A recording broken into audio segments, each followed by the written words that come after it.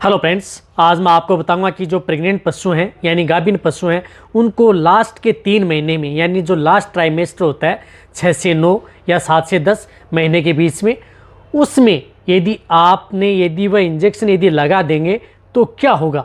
यानी आप जितने वेटेरिनियन देख रहे हैं इस वीडियो को, तो आपने अभी तक उनका गहराई से आपने अध्ययन नहीं किया है। यदि आप वो इंजेक्शन आप फील्ड में बहुत ज़्यादा प्रयोग करते भी हैं पशुओं में और लगाते भी हैं, लेकिन उनके आपने साइड इफ़ेक्ट नहीं देखे कि उसके साइड इफ़ेक्ट भी कितने होते हैं।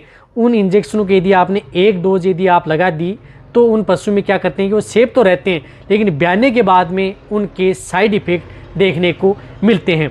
यानी वो कौन से ऐसे इंजेक्शन आते हैं उनके बारे में आज आपको सही जानकारी दूंगा, जो कि लगभग जो फील्ड में काम करते हैं जो वेटेरिनियन, उनको अभी भी उनके इंजेक्शनों के बारे में पूरा प्रॉपर यानी कि यूज़ में तो लेते हैं, लेकिन उनके साथ कभी इस तरह का उन्होंने अध्ययन नहीं किया या स्टडी नहीं की या उनके साथ कुछ इस तरह का हुआ नहीं, तो उन्हें पूरा प्रॉपर नॉलेज अभी तक नहीं है। जो नए वेटेरिनियन है, पुराने, उनको तो पूरा नॉलेज है।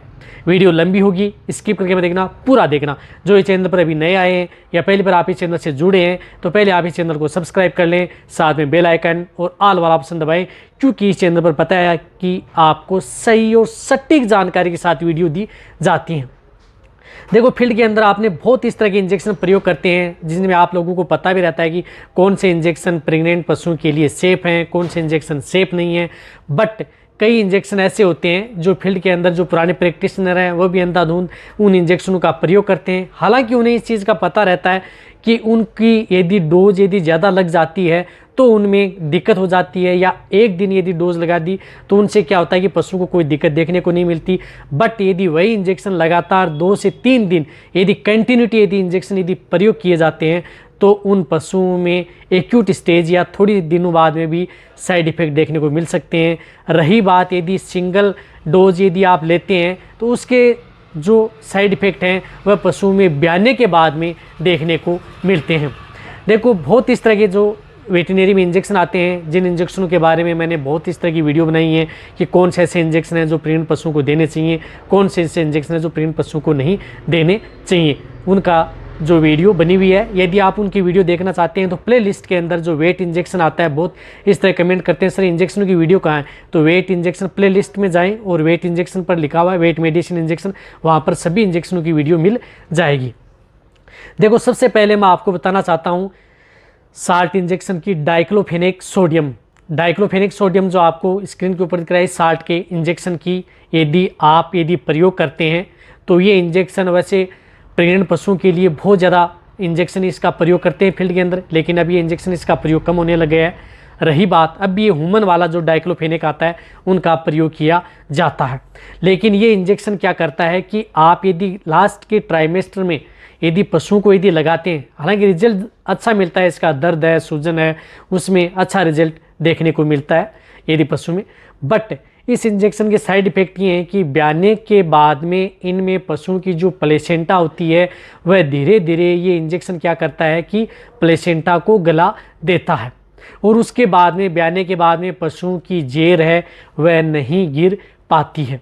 कई बार तो इस तरह की दिक्कत हो जाती है कि जो प्लेसेंटा है वह पहले ही अपनी जग छोड़ चुकी होती है, यानी बच्चे से अपना जो लिंक है उसको तोड़ चुकी होती है, और उस स्थिति में पहले प्लेसेंटा बाहर आ जाती है। कई बार पशुओं को आपने देखा होगा, और जो बच्चा है वो बाद में आता है, लेकिन उस स्थिति में कई बार बच्चे की अंदर डेथ भी हो जाती है। जब प्लेसेंटा से लिंक हट जाएगा तो उसे पोषण ही नहीं मिलेगा और उसे तो उसके अंदर क्या होगा, बच्चे की डेथ ही होगी। रही बात, ये तो है डाइक्लोफेनेक सोडियम जो लगभग अब क्या है कि जो फील्ड के अंदर जो पुराने प्रैक्टिशनर हैं उनको तो पता है कि बहुत ज़्यादा फील्ड के अंदर इस इंजेक्शन का प्रयोग किया गया था और इसका रिजल्ट भी बहुत अच्छा था, लेकिन ये प्रेग्नेंट पशुओं के लिए बहुत ही ज़्यादा नुकसान करने वाला इंजेक्शन था।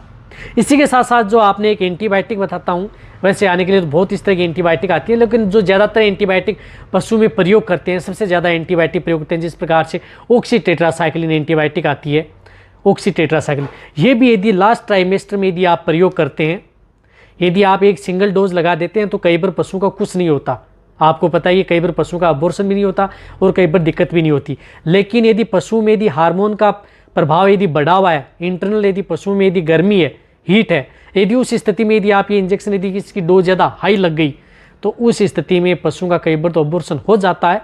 और अबॉर्शन भी नहीं हो पाता है तो ब्याने के बाद में वही दिक्कत देखने को मिलती है जो कि पशुओं में ये प्लेसेंटा को गला देता है। इसमें पशुओं में दिक्कत देखने को मिलती है जो कि अब बहुत इस तरह की जो प्रैक्टिशनर हैं वो कहते हैं कि सर हम तो ऑक्सी टेट्रासाइक्लिन प्रयोग करते हैं। हमें पता है कि आप प्रयोग करते हैं प्रेग्नेंट पशुओं के लिए, सब पता है, लेकिन यदि आप जो एक लिमिट डोज तक प्रयोग करते हैं, यदि इसकी डोज यदि ज़्यादा लगा दी रही है, यदि आपने कंटिन्यूटी ये इंजेक्शन प्रयोग कर लिया 1, 2, 3 दिन, तो आपको 100% तक इसके साइड इफेक्ट, जहाँ तक यदि अबॉर्शन, जो भी मैं इंजेक्शन बताता हूँ इनको यदि लंबे समय तक यदि आप कंटिन्यूटी प्रयोग करते हैं तो पशुओं का अबॉर्शन भी हो जाता है। ये नहीं कि अबॉर्शन नहीं होता, अबॉर्शन आसानी से हो जाता है। रही बात बाद में पशुओं को नुकसान भी उठाना पड़ता है, तो इस बात का आपको जरूर ध्यान रखना चाहिए। रही बात एक इंजेक्शन और बताता हूँ, वह इंजेक्शन है नीमू स्लाइड। जिस तरह से ये नीमू स्लाइड इंजेक्शन आता है, ओनली नीमू स्लाइड एंड पैरासीटामोल। पैरासीटामोल क्या होता है कि प्रेगनेंसी सेफ होता है, पैरासीटामोल का इतना नहीं है। लेकिन जो अकेला नीमू स्लाइड 60 का जो इंजेक्शन आता है वह यदि हम पशुओं को लगाते हैं लास्ट ट्राइमेस्टर में, यदि ब्याने के लास्ट ट्राइमेस्टर में लास्ट में, तो उसमें क्या होता है कि यदि ये इंजेक्शन लगाते हैं ये भी इसी तरह का साइड इफेक्ट दिखाता है जिस तरह से diclofenac sodium injection side effect दिखाता है। यदि आपने जो बड़े पशु हैं, लार्ज एनिमल्स हैं जिनका बॉडी वेट 300 केजी से लेकर के 500 केजी तक है, उन्हें आप 10 ml से लेकर के 15 ml लगा दिया, मुझे पता है कि फिल्म में हमने देखा है एक बार तो कोई भी इस तरह का नुकसान नहीं होगा। 1 डोज लगा दी कोई नुकसान नहीं होगा, 2 डोज लगा दी तो भी नुकसान नहीं होगा। लेकिन नुकसान कब होगा इसका, जब ब्याने के बाद में पशु जब जेर नहीं डाल पाएगा।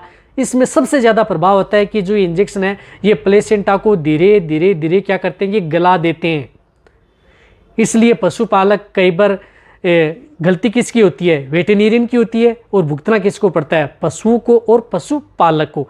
फिर पशुपालक जब आपको पता भी रहता है, जो पुराने उनको पता है कि ये जेर भी नहीं डालेगी, हमने इस तरह के इंजेक्शन प्रयोग किए हैं, फिर वो जेर निकालते हैं टूटी फूटी गली सड़ी और पशुओं का उसमें नुकसान भी होता है।